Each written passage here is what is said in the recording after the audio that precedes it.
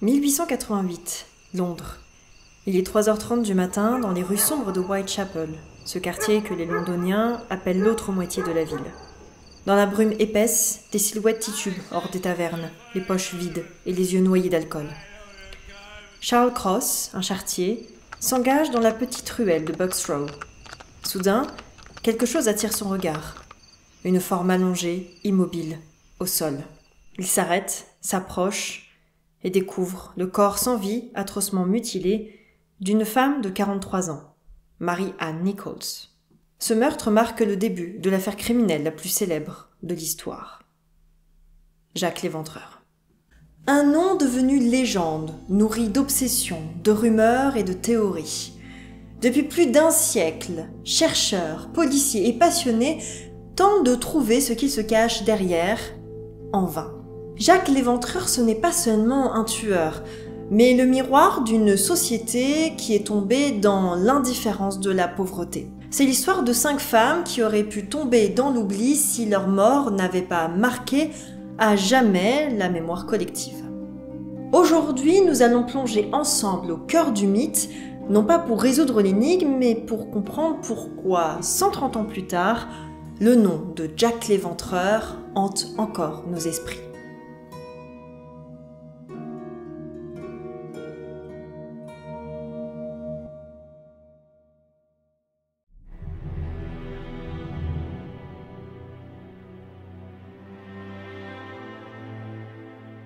Avant de nous pencher sur Jacques l'Éventreur en lui-même, nous allons nous intéresser à ces 5 femmes, longtemps réduites à de simples prostituées, mais dont de nombreux facteurs les ont conduites à devenir des victimes idéales. Whitechapel, c'est un peu le pan sombre de Londres, cette grande capitale mondiale, au sommet de sa puissance coloniale et industrielle, et qui a vu sa population doubler entre 1800 et 1850. Alors que Whitechapel s'est transformé en quartier ouvrier extrêmement pauvre, peuplé notamment d'un grand nombre de populations irlandaises et juives immigrées, s'entassant dans des logements insalubres. Et pour les bourgeois de Buckingham, il représente l'horreur et le danger que l'on souhaite cacher derrière les belles maisons. Mais on sait aussi que bon nombre d'entre eux fréquentent ce quartier, notamment des hommes, qui savent où trouver les maisons closes, au nombre de 62 en octobre 1888. Et c'est là que nous arrivons à l'histoire de nos victimes. Mary Ann Nichols, surnommée Polly, est née en 1845. Elle est la fille d'un artisan et a perdu sa mère et son petit frère très jeune de la tuberculose. Elle parvient malgré tout à aller à l'école et se marie en 1864 avec un imprimeur avec qui elle aura 2 enfants. Après une relation conflictuelle ponctuée par de nombreuses séparations et retrouvailles, le couple se sépare définitivement en 1880. Connue pour des faits d'alcoolisme, Mary Ann erre de workhouse en workhouse, des établissements sociaux fournissant un emploi, mais surtout dotés d'une surveillance quasi pénitentiaire. Après la perte de son père, elle retombe dans l'alcoolisme en 1887 et devient sans domicile. Elle vaque de logement en logement, qu'elle finit par financer par la prostitution. C'est dans ce contexte qu'on la retrouve cette nuit du 31 août 1888. Mary Ann n'a alors que 4 pence pour payer sa nuit et elle cherche un hypothétique client pour lui permettre de trouver un toit. Malheureusement, on la retrouve au petit matin, la gorge tranchée, l'abdomen scié et plusieurs contusions au visage. Les enquêteurs identifient très vite l'arme du crime, un couteau d'environ 17 cm, mais cette arme n'est pas retrouvée. Le meurtre est brutal et sanglant à un tel point que le journal The Times parle du meurtre de cette infortunée, puisque le mot prostituée étant censuré dans les bons journaux respectables de cette époque. Mais à ce stade, il s'agit encore que d'un énième crime dans Whitechapel. Quelques semaines plus tôt, 2 autres femmes avaient été agressées et tuées, comme Martha Tabram, poignardée début août. Sauf que le 8 septembre au petit matin, on retrouve un autre corps, celui d'Annie Chapman. Née en 1841, fille d'un militaire, Annie passe son enfance à Londres et après avoir été employée de maison, se marie à John Chapman en 1869. Mais les malheurs s'abattent sur le couple. Un fils handicapé et une fille qui décède d'une méningite. L'alcoolisme les rattrape vite. Dans les années 1880, Annie se sépare de son mari et se réfugie dans l'East End. Elle complète sa pension par la vente de fleurs et d'allumettes, mais à la fin de 1886, sa situation se dégrade. Son mari décède et sans ressources, elle n'a plus d'autre choix que de se prostituer. En mai 1888, elle réside au 35 Dorset Street avec un autre homme. Mais très vite, sa santé financière et physique vont se dégrader. Ce matin du 8 septembre, vers 1h50, faute de pouvoir payer son loyer, elle est chassée par le gardien de l'immeuble. Et à 6h, son corps est retrouvé en pleine rue. Encore une fois, les actes perpétrés sur ce dernier sont effroyables. Mais cette fois, son utérus a été prélevé. C'est avec ce meurtre que la presse va véritablement s'emparer de cette affaire qui devient très médiatique. Et là, la terreur s'empare de Whitechapel et de tout l'Est londonien. Un homme, un tueur, est en train de sévir et tuant à tout va. Le 27 septembre, une lettre est envoyée aux policiers, devenue mythique, appelée « Dear Boss », « Cher patron », écrite à l'encre rouge et signée « Jack l'Éventreur ». La légende est née. Et le 30 septembre, 2 victimes sont cette fois retrouvées à 40 minutes d'intervalle. Elizabeth Stride, 45 ans, et Catherine Eddowes, 46 ans. Elizabeth, surnommée Long Liz, est née en 1843 dans une famille de fermiers suédois. Elle devient servante à l'âge de 16 ans, mais en 1864, elle perd sa mère. C'est peut-être à ce moment-là qu'elle bascule dans la prostitution. En 1866, elle s'installe dans l'Est londonien sans que l'on sache vraiment pourquoi. Peut-être voulait-elle suivre un homme ou tout simplement changer de vie. En 1869, elle se marie à un menuisier, Thomas Stride, mais ils se séparent moins de 10 ans plus tard. Elizabeth tombe alors dans la pauvreté la plus extrême et vit dans une workhouse. Son mari décède de la tuberculose en 1884 et Elizabeth se retrouve sans ressources. Après une relation tumultueuse de 3 ans, elle finit employée de ménage en septembre 1888, mais a dû, elle aussi, se livrer à la prostitution. Son corps est retrouvé vers 1h du matin avec seulement la gorge tranchée et sans aucune autre mutilation. La théorie courante veut que Jack l'Éventreur ait été dérangé à ce moment-là, et c'est pour cette raison qu'elle se serait ensuite attaquée à Catherine Eddowes. Née dans la pauvreté, en 1842, elle perd ses parents très jeunes et finit en workhouse en tant qu'orpheline. Elle rencontre un vendeur en 1862 avec qui elle aura 2 enfants, dont l'un mourra en bas âge. Après avoir vécu une relation abusive et être tombée dans l'alcoolisme, elle se sépare en 1881 et s'installe à Whitechapel pour se rapprocher de l'une de ses sœurs, Eliza. Le 30 septembre, elle est arrêtée pour ivresse sur la voie publique. Cette fois, le tueur ne l'a pas épargnée et en plus de son utérus, c'est son rein gauche qui a été prélevé. En un mois, Jack l'Éventreur a fait 4 victimes, dont la dernière se trouvait à seulement 2 pas du quartier financier de Londres. Cette fois, on pense que les meurtres ne sont plus conscrits à Whitechapel et les enquêteurs de Scotland Yard doivent travailler avec ceux de la City. Et le 9 novembre 1888, Jack l'Éventreur commettra son meurtre le plus atroce, celui de Mary Jane Kelly. Née en 1863, nous ne connaissons pas grand-chose de son enfance. Mais comme vous vous en doutez, sa vie est proche des autres victimes. Elle aurait vite sombré dans l'alcool et la prostitution, et en 1887, elle rencontre Joseph Barnett et aménage avec lui au 26 Dorset Street. Mais étant abusive, cette relation n'a rien d'un signe de stabilité pour Mary Jane, et cette dernière finit seule. Le soir du 8 novembre, elle rentre chez elle dans sa petite chambre située au 13 Miller's Court. Elle s'enferme chez elle, visiblement seule, selon plusieurs témoins. Le lendemain matin, son propriétaire vient toquer à la porte pour chercher son loyer. Mais Mary Jane ne répond pas. Il passe alors par la fenêtre, dont l'un des carreaux est cassé. Il découvre alors, avec horreur, le corps de Mary Jane. Je ne vais pas aller dans les détails puisque vous l'aurez compris, ce tueur n'épargne rien à ses femmes, mais pour Mary Jane Kelly, c'est vraiment tout autre chose puisqu'il ne laissera rien d'elle. La scène de crime se trouve pour une fois dans une chambre et les enquêteurs vont prendre des photos. Et suite à ce crime, le patron de Scotland Yard, Charles Warren, démissionne. Mary Jane est alors identifiée comme la dernière victime canonique de Jack l'Éventreur. Selon le légiste en charge de l'affaire, Thomas Bond, ces 5 femmes ont subi le même mode opératoire. La gorge tranchée, plusieurs mutilations et des contusions profondes mais précises. Le tueur serait donc connaisseur de l'anatomie et manierait très bien le couteau. 4 autres meurtres de femmes suivront et beaucoup d'autres agressions seront attribuées à Jack l'Éventreur, mais pour nous intéresser à cette affaire, nous allons nous concentrer sur les 5 victimes dont je vous ai parlé.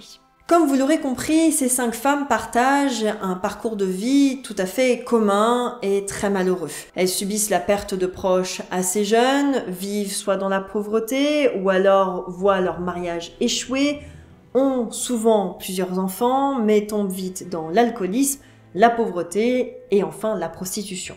Mais plus que des prostituées, ces femmes venaient de familles brisées et se sont retrouvées sans aucun foyer ni aucune ressource financière, puisque dans la société patriarcale du 19e siècle, les femmes ne peuvent véritablement vivre de façon indépendante de leur père ou de leur mari. Annie Chapman, par exemple, aurait pu avoir un bon parcours de vie.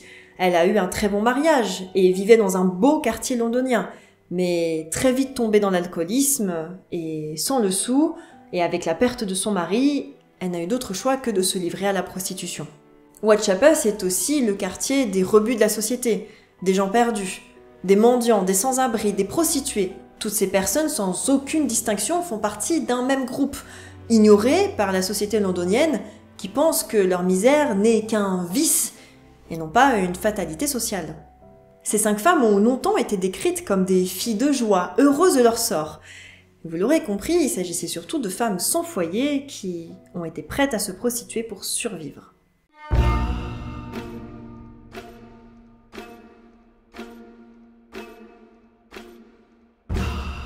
Avec 5 meurtres en seulement quelques semaines, les enquêteurs se sont empressés de mener l'enquête et de tenter de retrouver ce tueur.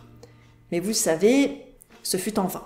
De nombreux enquêteurs se sont succédés sur l'affaire et les policiers se sont évertués à fouiller les logements à Whitechapel, prélever du mobilier, les analyser, écouter les témoins. Plus de 2000 suspects ont été envisagés, dont 80 emprisonnés. Il y avait tellement peu de résultats que les habitants de Whitechapel ont créé leur propre comité de surveillance où plusieurs habitants patrouillaient les rues à la recherche d'éventuels suspects. Donc il y a sûrement eu d'autres pistes, mais dont nous n'avons pas pu garder trace. Et sachant que les dossiers des victimes sont à ce jour incomplets, il y a encore beaucoup d'autres zones d'ombre. Mais je vais tenter maintenant de vous exposer ce que nous savons du tueur. Tout d'abord qu'il manie bien le couteau, et ce pour 2 raisons.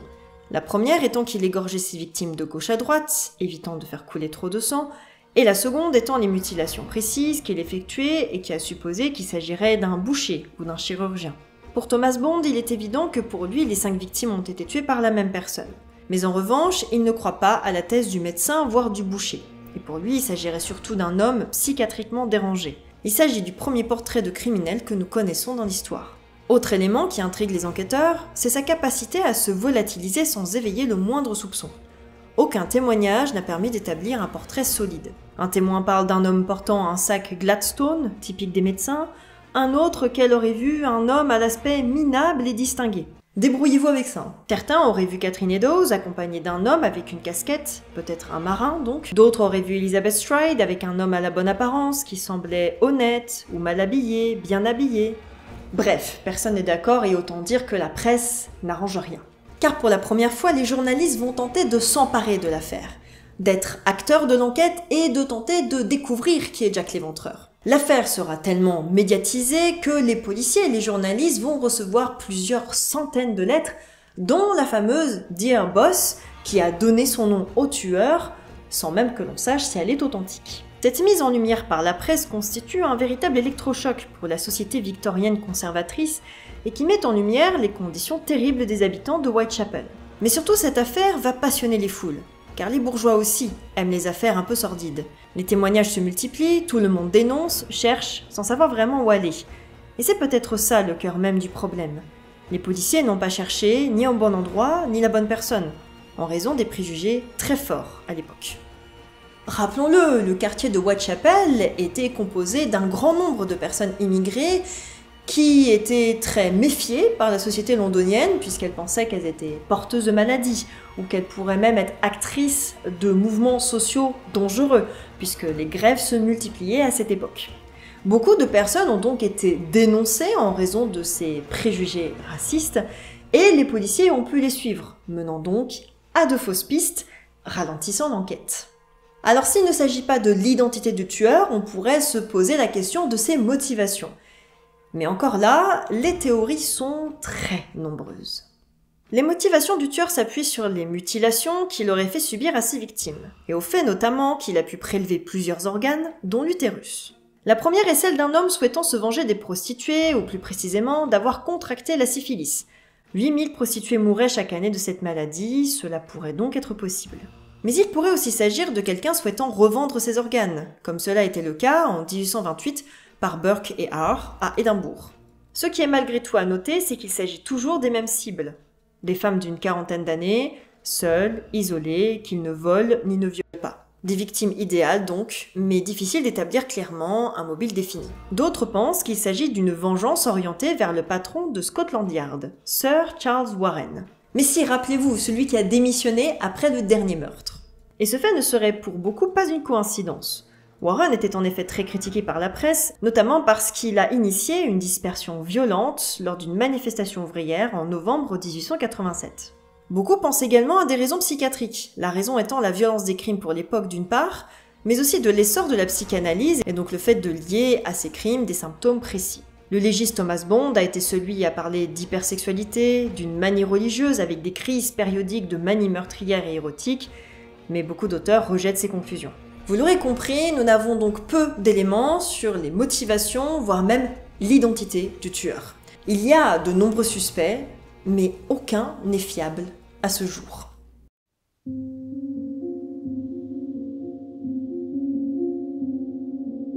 Depuis 130 ans, les théories à ce sujet s'accumulent, se confirment et surtout se contredisent. On a d'abord pensé qu'il s'agissait de plusieurs assassins, voire même qu'il s'agirait d'une femme, Mary Percy, surnommée Jill l'éventreuse par les partisans de cette théorie. En réalité, le problème réside dans la nature même du profil du tueur. Très simple et basique. Un homme probablement, vivant à Whitechapel et ayant un emploi stable, puisque les meurtres étaient perpétrés lors de jours fériés ou de week-ends. Autant dire qu'aucun auteur, historien ou spécialiste ne s'accorde sur un seul suspect, et la liste de ces derniers dépasse la centaine. Mais je vais tenter malgré tout dans cette vidéo de vous parler des suspects les plus connus. Seweryn Klosowski, alias George Chapman, émigré au Royaume-Uni entre 1887 et 1888. Il a empoisonné ses 3 épouses successives, lui donnant même le nom d'empoisonneur du district. Pendu en 1903 pour ses meurtres, il était alors barbier lorsque Jack l'Éventreur aurait commis ses crimes. Il s'agit du premier suspect et du premier enquêteur sur l'affaire, Frederick Aberline. Et pour les auteurs plus récents, il serait peu probable que ce soit lui, car l'Éventreur n'empoisonnait pas ses victimes et les tueurs en série changent très rarement de mode opératoire. Montag Dreet, avocat et professeur et qui s'est donné la mort par noyade en 1888, l'inspecteur Melville McNagan a très vite soupçonné ce suicide comme preuve de sa culpabilité, expliquant l'arrêt des meurtres par la suite. Mais son rapport comporte beaucoup d'erreurs au sujet du suspect, et surtout ce dernier n'habitait pas à Whitechapel, mais à Blackheath, et surtout il jouait au cricket dans le Dorset le lendemain du premier meurtre. Frederick Aberline l'a même éliminé de la liste des suspects en 1903, considérant que la date de son suicide pouvait constituer une preuve. John Pizer, juif polonais qui travaillait comme bottier, a été arrêté très peu de temps après le début de ses meurtres, en raison des rumeurs qui circulaient au sujet d'un juif surnommé Tablier de cuir. Il avait notamment la réputation de faire peur aux prostituées du quartier et a même été arrêté pour avoir agressé quelqu'un avec un couteau. Mais il avait de bons alibis. Il était chez ses parents lors du meurtre de Marianne Nichols et il discutait avec un policier en regardant un feu sévissant dans les docks la nuit où Annie Chapman a été tuée. Francis Tumblety, charlatan américain qualifié de misogyne et impliqué dans beaucoup d'affaires un peu louches, est arrivé en Angleterre en 1888. Il s'est par la suite enfui en France puis aux États-Unis pour avoir eu une relation homosexuelle. Il est donc très probable que cette possible relation lui ait donné une très mauvaise image auprès de certains enquêteurs et nous n'avons aucune preuve qu'il soit impliqué dans l'affaire. Et d'autres théories ont été développées a posteriori et dévoilant plusieurs suspects. En 1959, l'auteur Donald McCormick aurait prouvé que le tueur serait Walter Sickert, un peintre britannique qui était visiblement fasciné par le tueur car il aurait même demeuré dans une pièce où aurait vécu Jack l'Éventreur pour y peindre plusieurs toiles. Un portrait peint par Jacques-Émile Blanche serait celui de Sickert, et donc selon McCormick, le seul portrait connu de Jack l'Éventreur. Nous n'avons bien sûr aucune preuve que cette théorie soit véridique, et elle fait partie de nombreux autres impliquant des complots maçonniques, et donc très peu pris au sérieux par la communauté scientifique. William Gould, médecin de la reine Victoria, aurait voulu couvrir un peu scandale pour la famille royale britannique. L'enfant secret du petit-fils de la reine Victoria, Albert Victor, avec une prostituée.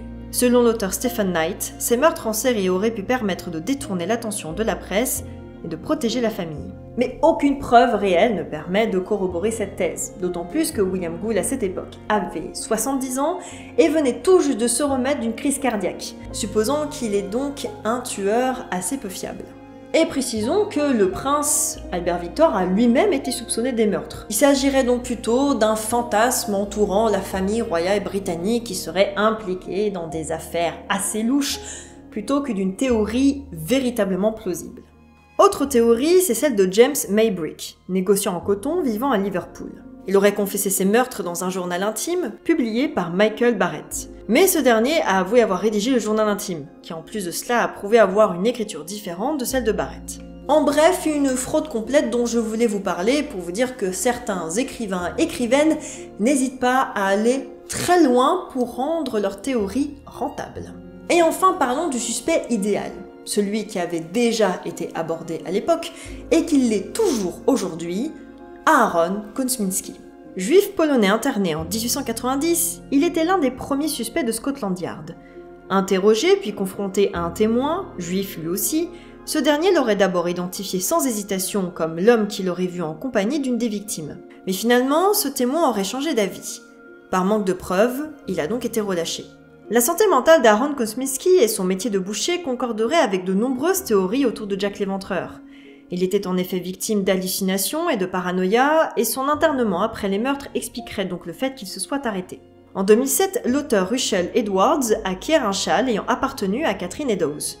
Après examen, il aurait fait apparaître des traces de sperme. Avec l'ADN d'une descendante de Kosminski, une analyse de 2014 confirmerait la théorie d'Edwards. Il s'agirait bien de celui de Kosminski, une analyse confirmée en 2019 par 2 autres chercheurs.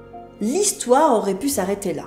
Nous aurions enfin retrouvé l'identité du tueur. Mais vous me connaissez, beaucoup de chercheurs remettent en cause cette fameuse analyse. Premièrement, ce fameux châle, sorti de nulle part. Parmi les 28 objets listés par les enquêteurs de Scotland Yard, aucun châle n'a été mentionné. Edwards aurait donc accepté l'affirmation du vendeur sans même la remettre en cause, en sachant donc que ce châle aurait été caché, rangé, passé de génération en génération, et ce pendant plus de 126 ans sans que son ADN en soit altéré. C'est quand même très peu probable.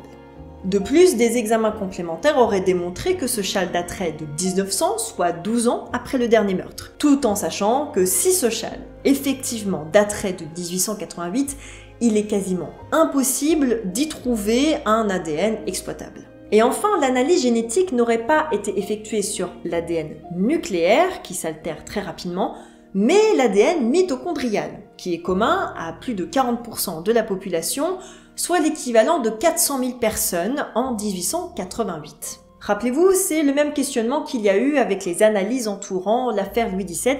Si ça vous intéresse, je vous remets la vidéo juste ici. Les analyses menées sur ce châle sont donc très peu fiables et motivées par l'aspect pécunier de Russell Edwards, qui a très bien vendu son livre après la révélation de cette fameuse analyse en 2014. En conclusion, et vous l'aurez compris, nous ne connaîtrons sans doute jamais l'identité de Jack l'Éventreur. Ou plutôt, il y en aurait 2. Le Jack l'Éventreur mythique, avec ce long manteau et ce chapeau haute forme, se faufilant dans les ruelles de Whitechapel, et le personnage historique révélant une histoire sociale dramatique. Et le tueur se trouve entre les deux. L'affaire aurait pu tomber dans l'oubli, faire partie de nombreuses autres affaires sévissant à Whitechapel et désignant des victimes toutes faites, mais le fait qu'elle n'ait jamais été résolue passionne tout le monde depuis plus de 130 ans. Cela fait donc depuis 1888 que nous tentons de retrouver l'identité du tueur, alors que les seules identités que nous connaissons, eh bien, ce sont celles de ses victimes. Marianne Nichols, Annie Chapman, Elizabeth Stride, Catherine Eddowes et Mary Jane Kelly. 5 femmes que nous connaissons comme victimes de l'Éventreur, à jamais immortalisées sur leur lit mortuaire, mais étaient surtout victimes d'une société qui les a oubliées. Voilà, j'espère que cette vidéo vous aura plu. J'ai été très contente de vous présenter enfin cette affaire très connue. Et c'est vrai qu'elle est absolument passionnante à raconter. Je comprends pourquoi autant de gens en sont obsédés. Je sais que ça résonne beaucoup, mais j'ai déménagé, je suis dans une grande pièce. Donc c'est un petit peu compliqué pour moi de trouver une solution pour le moment, mais promis, j'y travaille. J'ai pas vraiment voulu rentrer dans les détails des meurtres, je pense que vous l'avez vite compris, j'ai essayé en tout cas de le limiter et de mettre plutôt en lumière les 5 femmes qui sont concernées par l'affaire Jack l'Éventreur, et j'espère que c'est réussi. Si d'autres affaires assez mystérieuses de ce type vous intéressent et vous avez d'autres idées, n'hésitez pas à me les partager en commentaire, je serai ravie de vous en parler. Et dans tous les cas, je vous retrouve à très bientôt pour de nouvelles histoires de passé sanglant.